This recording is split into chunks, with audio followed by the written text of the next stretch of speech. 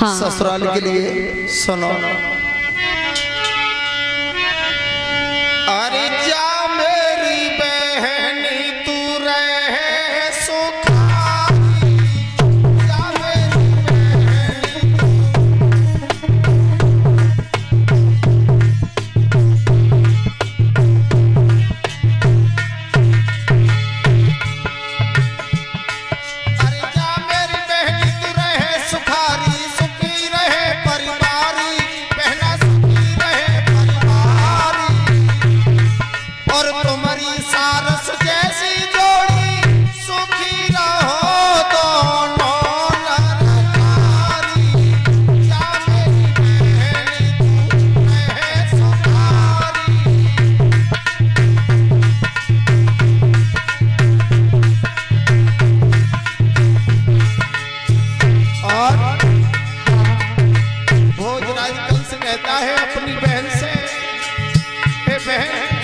जा रही हो जाओ, लेकिन एक बात का ध्यान रखना।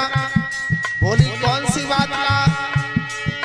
तो भोजराज कंस समझाता है, बहन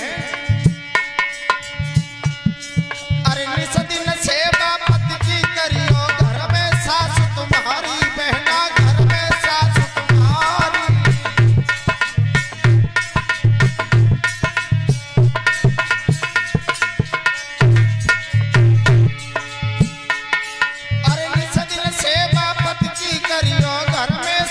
तुम्हारी बहना घर में सास तुम्हारी, और तुम्हारी सारस जैसी जोड़ी, सुखी रहो दोनों नर नारी। जा मेरी बहन तू रहे सुखारी, जा मेरी बहन तू।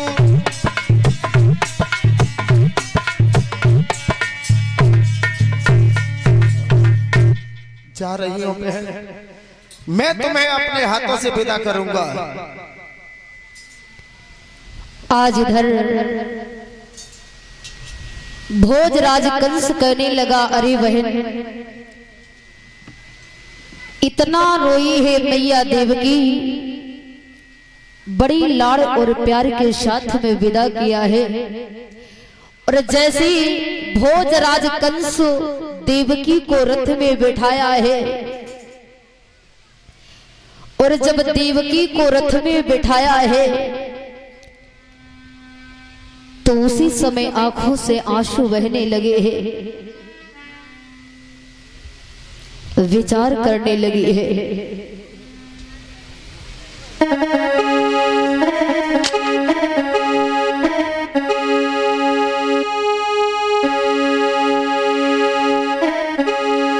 आज इधर जब कंस लेकर के जा रहा है देवकी को, तो आकाशवाणी हुई है कि अरे कंस, हे कंस कंस मत भूल क्षमा, ए भूल कभी भुलाएगा, और विश्वास रहे बस यही फूल तुझको ही फिर मारेगा।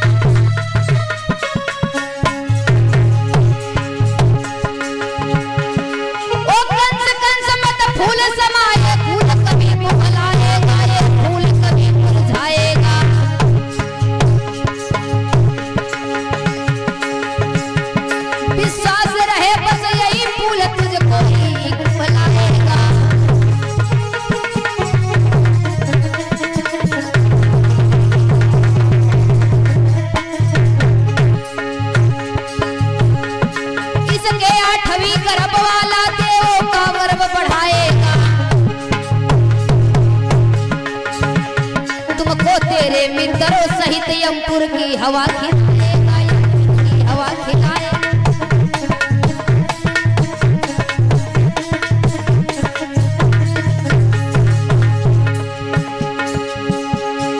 ओ धोखे में बजरिया लूटी गई है, धोखे में बजरिया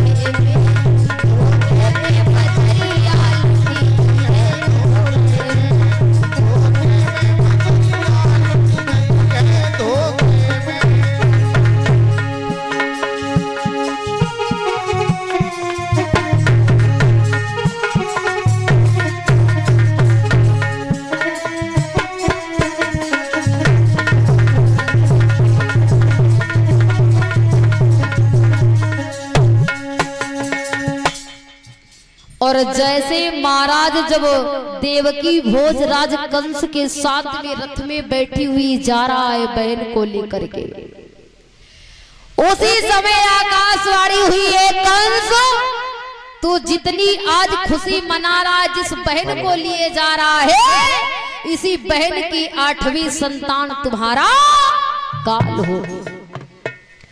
और जैसे महाराज सुना तुम्हारी काल होगी संतान इसी बहन की 8वीं लाल, तो उसी समय भोजराज कंस सोचने लगा, कहने लगा देवकी रथ में बैठी हुई है, देवकी के केसों को पकड़ लिया। और जब देवकी के केसों को पकड़ लिया महाराज, तो उसी समय कहने लगा, अरे जब मैं इसके देवकी को ही मार दूंगा तो संतान कहां से होगी और मेरा काल ही नहीं होगा। तो उसी समय वसुदेव जी हाथ जोड़ करके निवेदन करने लगे, अरे भोजराज कंस ऐसा करो, तुम इसे मारो मत, जो हमारी संतान होगी मैं वो आपको दे दूंगा। बोले ठीक है। बोले जो मेरी संतान होगी मैं आपको दे दूंगा। बोले मैं आपसे वादा करता हूं, जो संतान होगी मैं आपको देते दूंगा।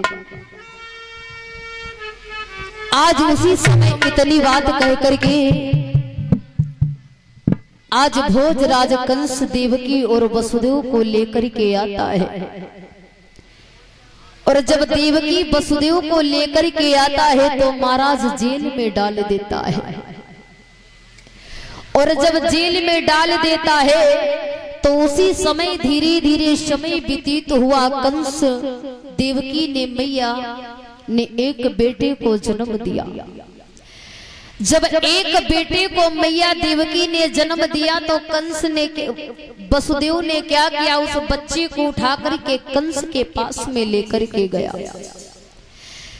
जब कंस के पास में लेकर के गया तो कंस की ममता उमड़ आई, इतनी ममता बच्चे के ऊपर आई। ऐसा करा, बोले ऐसा करो ये ले जाओ, तो पहली संतान है मेरी, तो 8वीं संतान है काल, और ये पहली संतान है, इसे ले जाओ।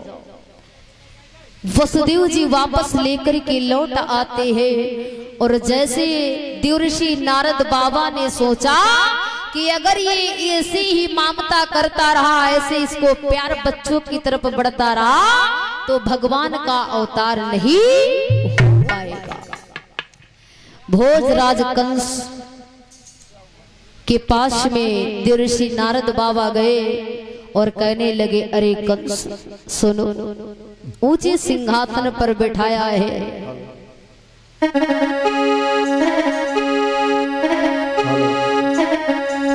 और एक कमल के पुष्प को लिया है,